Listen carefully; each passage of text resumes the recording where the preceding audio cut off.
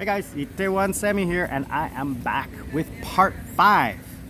Are we part 5? Yes, part 5 of the love story, The Trap. And I'm, as you can see, still in beautiful sunny Sri Lanka.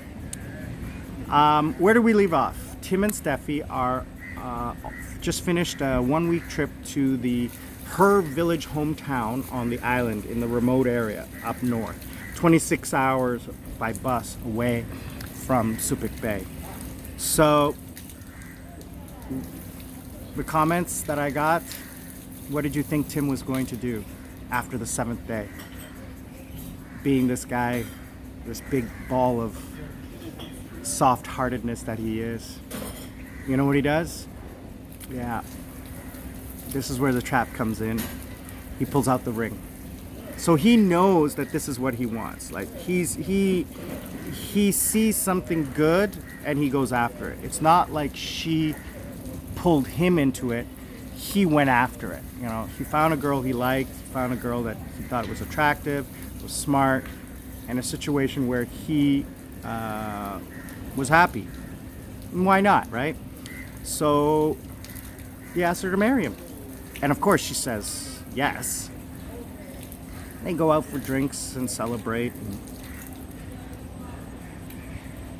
So Tim's not joking about this, and being serious tells Steffi that if anything ever happens, Stephanie decides to leave him, that he wants to date her younger sister because she looks a lot like her, and why not stay with the family? Tim wasn't joking. He's the kind of guy, and I've said this before about him. I think I said it in another part. He speaks his mind with no filter whatsoever.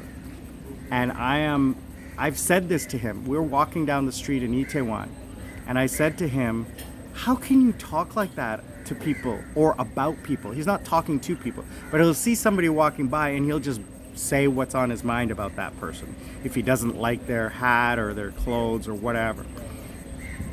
And for me, it's a little bit embarrassing, but it's because I'm in customer service and I have to be politically correct and cordial and, you know, friendly with everybody.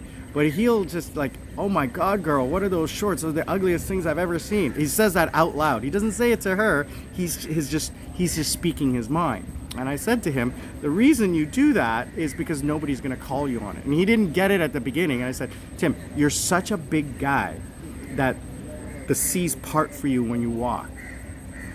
Nobody's going to call you on anything because they don't want to get involved in a physical altercation with you because you're the size of a mountain.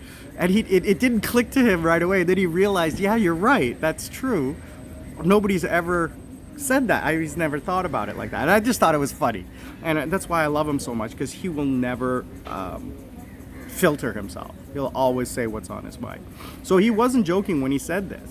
And he's the kind of guy that, like I said, he goes after what he wants. Now, Steffi wasn't happy about this. And he says, and she says, doesn't know if it's joking or not, but she would hook him up with anyone else except her. So Tim was like, yeah, whatever, and he just goes back to having a good time. So he tells her, you know, eventually during the week or the weekend or what have you, he's telling her, you know, more details about what he expects. And he's saying he doesn't care about anything except honesty. If you want to be with somebody else, tell me, you know, and because he's going to do the same thing. If he wants to be with somebody else, he's going to tell her, and he's going to do it regardless. And, you know, she kind of figures out, well, let me get back to it. She says, okay. She agrees with it. Now, this is where the story gets a little complicated because, as I said, Tim is a very honest guy, and he was very upfront about what he wanted in the relationship. And my opinion of what I've heard so far in the story, because I've heard the whole story, is that she saw someone that she could probably change, or someone who could support her, and she had to give up a little bit of a normal relationship. She had to accept what he does to receive, the support, the financial support for her and her family. So this is the same weekend. They're out partying and everything like that, and so he tells her that his monthly budget is about $800 US, and Steffi says that's perfect. Tim doesn't realize this at the time, but in Steffi's mind, that is $800 just for her and her family. What she doesn't realize is Tim still needs to cover household bills, food, nights out, saving money, etc. Included in that $800. So it's more like $300 going to the family, or $400. So this was the first miscommunication that occurred.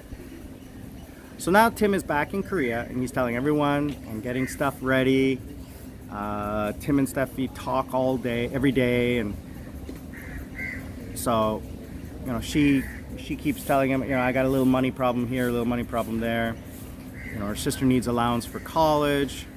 Her cousin 5 times removed was in a motorcycle accident, wants Tim to give her $500 so he can get treatment. So Tim, he's at this point, he's like saying, no, there's a limit to how many family members I'm going to support. Now she's not happy about it, and says okay, but she keeps bringing it up. So she's, in my opinion, she's doing this and then reeling it out, and then reeling it in, and then reeling it out, and then reeling it in. That's my opinion. Is it really happening? We're gonna find out. So,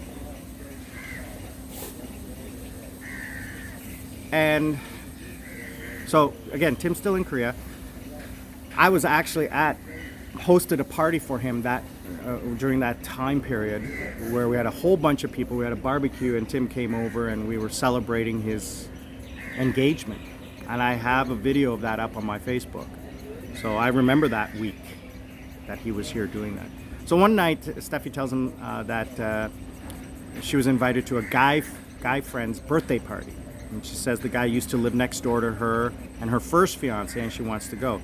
Tim says, sure, I don't care, but thinks there's more to it than just a friendly dinner. But she doesn't say anything, right? And